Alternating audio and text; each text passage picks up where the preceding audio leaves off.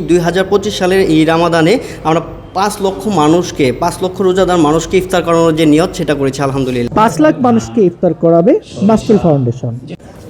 সেই ধারাবাহিকতায় গুলশানে এতিম বাচ্চাদের নিয়ে ইফতার আয়োজন করে মাস্তুল ফাউন্ডেশন।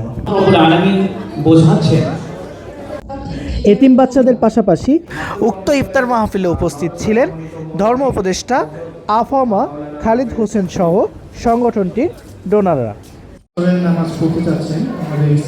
মাস্তুল ফাউন্ডেশন কার্যক্রম নিয়ে তারা জানান, এটি উন্নয়নমূলক এবং দেখা গেছে সামাজিক একটা প্রতিষ্ঠান, সেখানে তারা ভালো কাজগুলো করতেছে বিধায় আমিও তাদের সাথে সম্পৃক্ত হতে চাই, বিধায়ী আমি সব অনুষ্ঠানগুলোতে পার্টিসিপেট করি এবং দেখা গেছে ডোনেট করার চেষ্টা করি।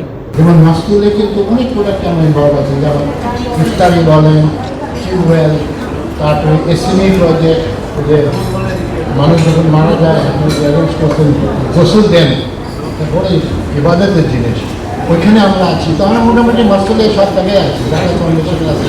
মাস্তুল ফাউন্ডেশন শুধু ইফতার না, তাদের রয়েছে আরও ভিন্ন ধরনের কার্যক্রম, স্বাবলম্বী প্রজেক্ট এবং দেশের ক্রান্তি লগ্নে ফাউন্ডেশনটি এগিয়ে আসেন সহযোগিতায়।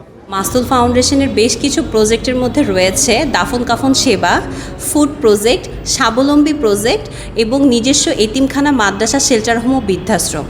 এমনকি যুদ্ধবিধ্বস্ত গাজাতেও করেছেন খাদ্য সহায়তা। দেশের গণ্ডি পেরিয়ে মাস্তুল ফাউন্ডেশন গাজাবাসীদেরকেও সাপোর্ট করে আছে 2024 সাল থেকে। আবু সাইদ, বাংলাদেশ টাইমস, ঢাকা।